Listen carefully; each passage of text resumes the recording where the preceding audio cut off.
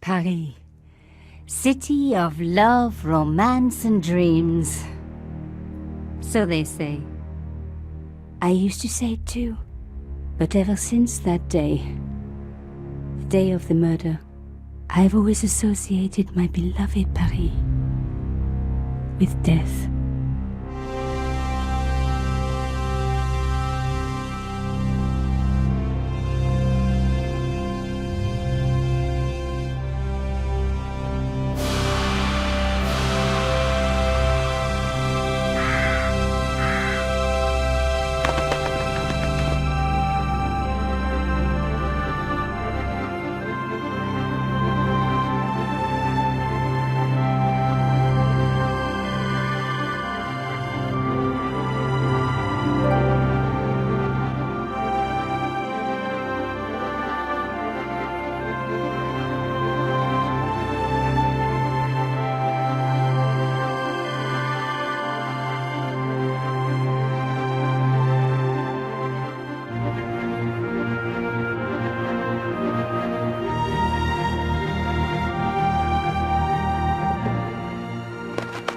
I was at home having a bath when my editor called.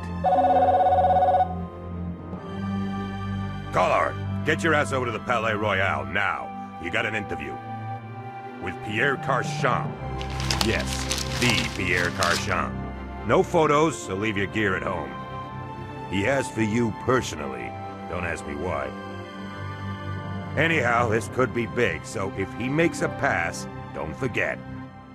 Just smile, say yes, and keep taking notes.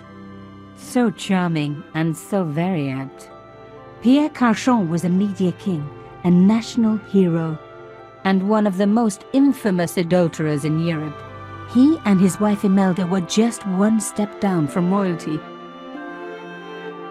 Whoa, I hate mimes, but unless you humor them, they don't go away.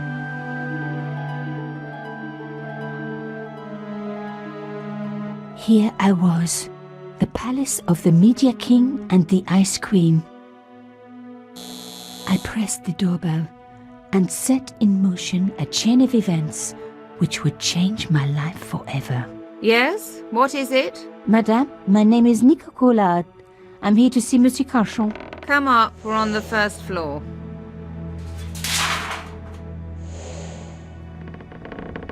Madame Carchon, it's a pleasure to meet you. Yes, I'm sure.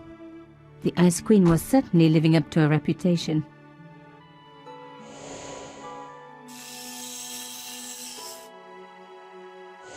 Will you be staying for the interview? Mademoiselle, I know little of my husband's business affairs, and I care even less. I certainly have no intention of watching him pore over yet another pretty little journalist. Pretty? You're too kind, madame. Ah, the talented and very beautiful Mademoiselle Collard. Such a pleasure to meet you at last. Monsieur Carchon, I am honored.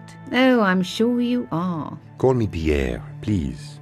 But I do not flatter you idly. I was a friend of your father. He was a great man. My father? He never mentioned. He and I were very close. And then his death. So tragic. I must... Imelda, your damned cat's in my study again. Another Ming vase, I suppose. Excuse me for one moment, my dear girl. You journalists are getting younger each year. Perhaps it's the rest of the world getting older, madame. That was no cat. My God! What? Monsieur Carchon!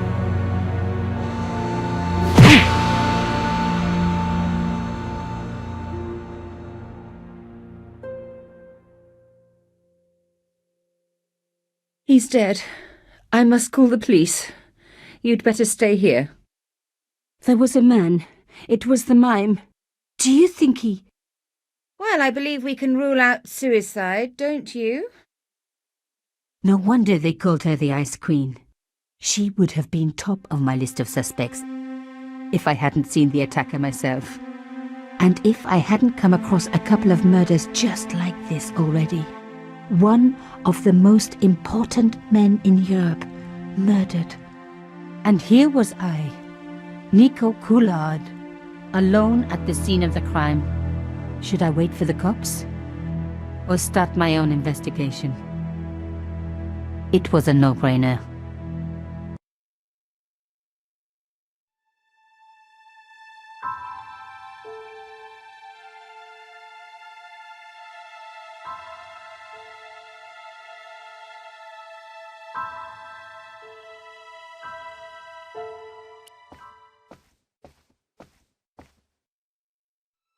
Mimes and guns don't usually go together, but I had an idea that this was no ordinary mime. I'd come across this murderer before, and written about him.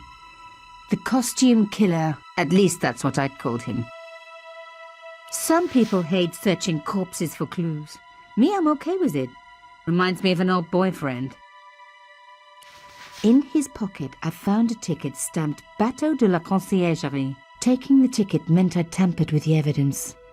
There was no going back now. Carchon had been shot. I closed his eyes. It was the least I could do for the poor fellow. It was one of my hair clips. My favorite, in fact. It must have fallen when I was knocked down.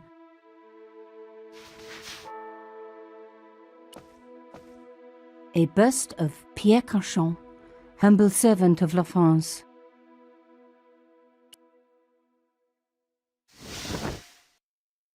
A small round piece of glass had been cut out of the pane. This was a professional job. I didn't want to cut myself and leave blood on the glass. Call me old-fashioned, but I like to keep my DNA to myself.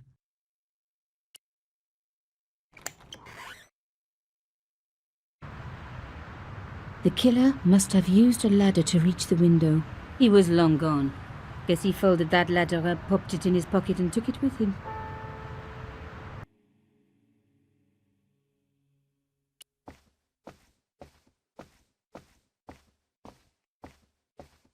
Pierre Carchon again. His eyes seemed to follow me around the room.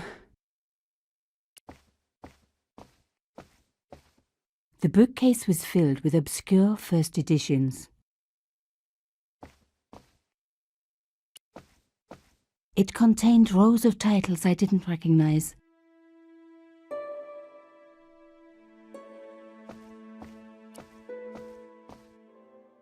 The police could turn up at any minute. Somewhere there were clues to the murder, and I needed to find them. The door was locked.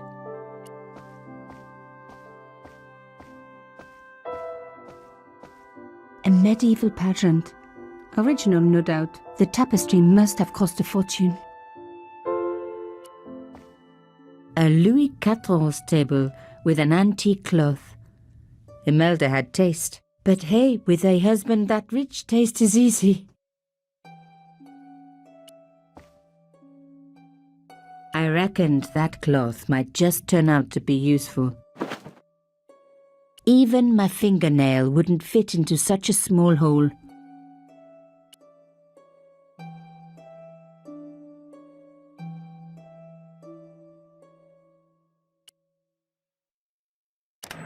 Aha! Nico, you are just so damn good at this stuff. Instead of comforting Imelda, I was ransacking her flat. Why? Because there was something going on here, and I had to get answers before the cops arrived. And hey, she'd been rude to me, so she had it coming.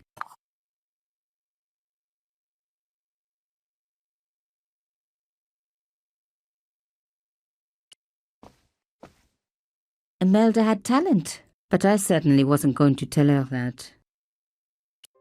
It was a tube of acrylic paint. French ultramarine. Just the colour I was after for my bathroom. I'm sorry, I have to go. Someone is... Young lady, what are you doing? Oh, this paint. It's my favourite colour. For God's sake, keep the damn stuff.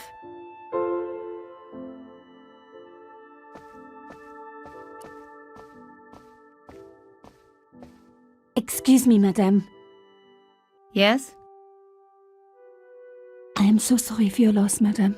No, you're not. You're a journalist. Journalists don't feel sorry. Not true. We shall see. Why did your husband send for me? What did he want to discuss? I have no idea. His business was his business. He never told you anything. No, and frankly, I preferred it that way. How did your husband know my father?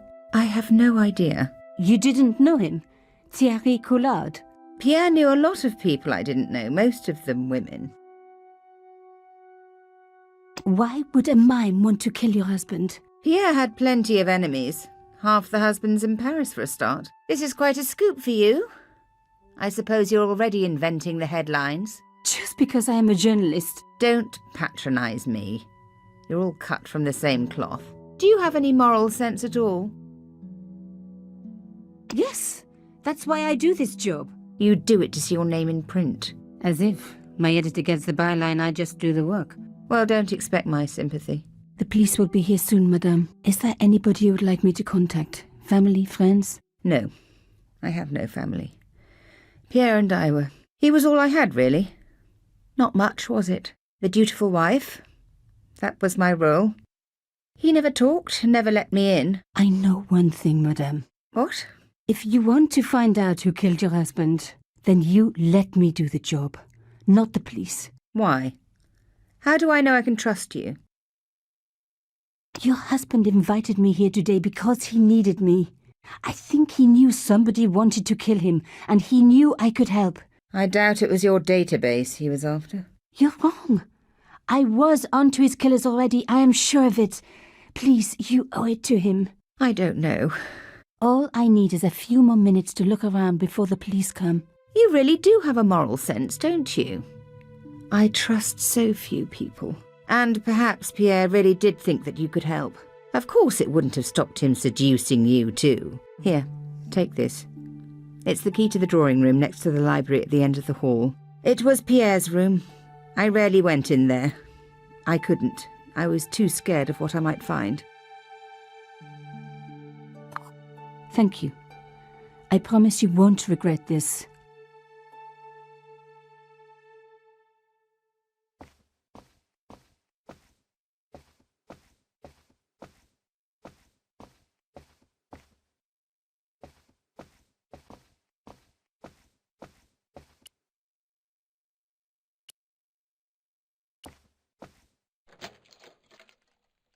Now we were getting somewhere.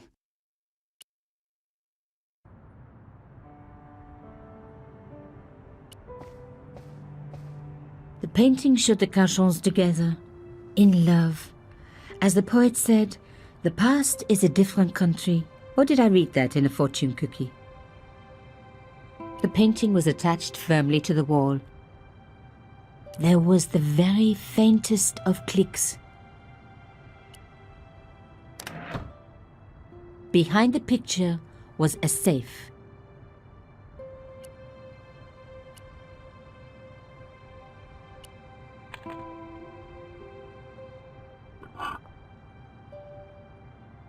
In the safe was some kind of artifact. There were strange symbols on its surface. It looked like the printer's blocks I'd made at art school. If there was one thing I'd learned about symbols, they are always important. But these symbols scratched into stone were impossible to read. I needed to find a way of printing them. At least the stone was round. But what could I use for ink? And what could I print on? Sure, I was stealing, but I knew Imelda didn't know about the artifact, and Carchon was past carrying.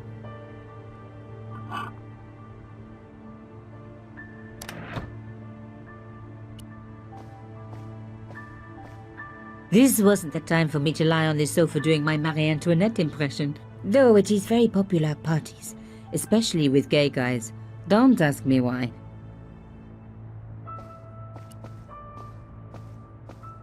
As expected, the desk was yet another priceless antique. Yawn.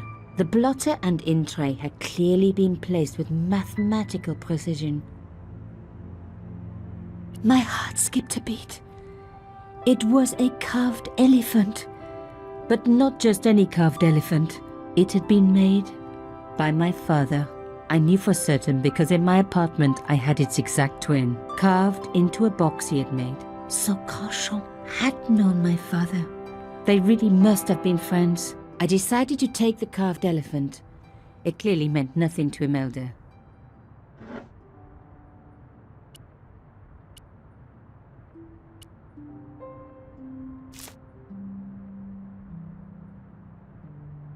I'd spread blue paint over the bottom of the tray. It was ruined.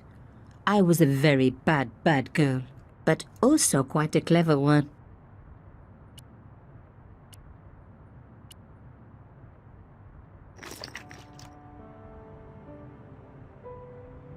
I rolled the artifact in the paint until it was completely coated.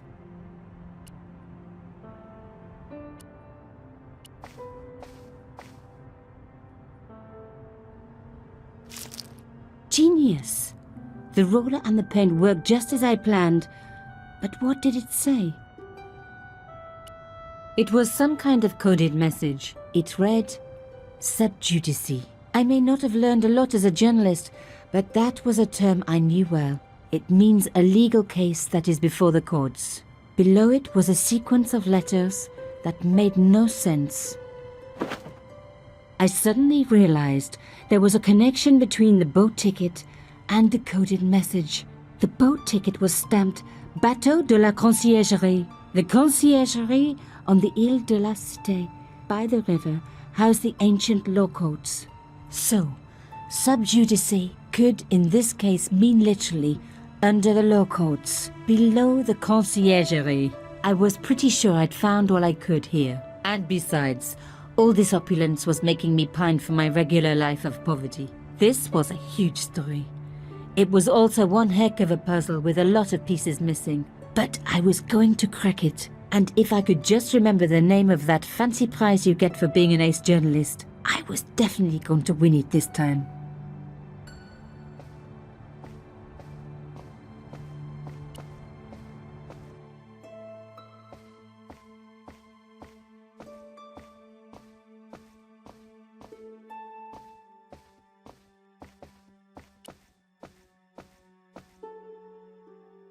Did you find anything useful? This carving, do you know anything about it? It was Pierre's. What does the statue have to do with... Please, I need to know. He was given it by a friend, something to do with Africa. He never explained any more. No, but I think it was important to him, always on display. Why? It was carved by my father. Oh, I see. I didn't know. Imelda, I will do everything I can to find the killer. Thank you, my dear. And if the police ask... Don't worry. You were never here. Sub judice was the key. I was going to have to find a way under the conciergerie. I decided to head straight for the quayside on the Ile de la Cité. If there was a way of getting under the conciergerie, it would have to be from there.